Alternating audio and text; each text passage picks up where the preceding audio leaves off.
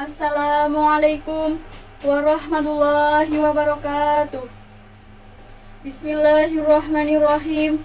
Alhamdulillahirabbil alamin. Assalatu wassalamu ala asrofil anbiya'i wal mursalin Sayyidina wa maulana Muhammadin wa ala alihi wa ashabihi ajma'in. Amma ba'd.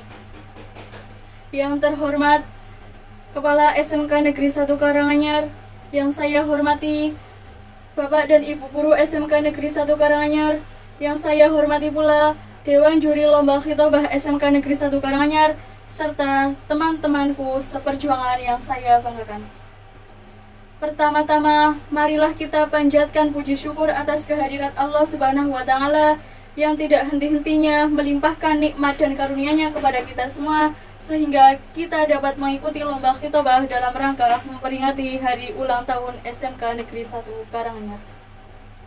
Kedua kalinya, sholawat serta salam senantiasa kita sanjungkan kepada junjungan kita Nabi Agung Muhammad SAW yang kita nantikan syafaatnya di hari kiamat. Allahumma amin ya rabbal alamin. Perkenalkan, saya dari kelas 11 Tata Busana 2 akan menyampaikan khitobah singkat mengenai menuntut ilmu.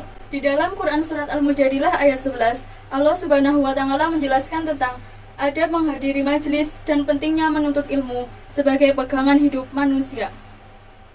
Orang-orang yang berilmu dan beriman akan diangkat derajatnya oleh Allah Subhanahu wa Ta'ala di dunia dan di akhirat. Untuk itu, marilah kita semua mencetak pola pikir kita agar menjadi orang berilmu yang memiliki pengetahuan luas, siap menghadapi tantangan zaman, arus globalisasi, dan perkembangan teknologi yang semakin canggih. Hadirin yang dimuliakan Allah, ilmu adalah cahaya dalam kegelapan. Rasulullah SAW bersabda, "Tolabul ilmi fardhatun 'ala kulli muslimin wa muslimatin."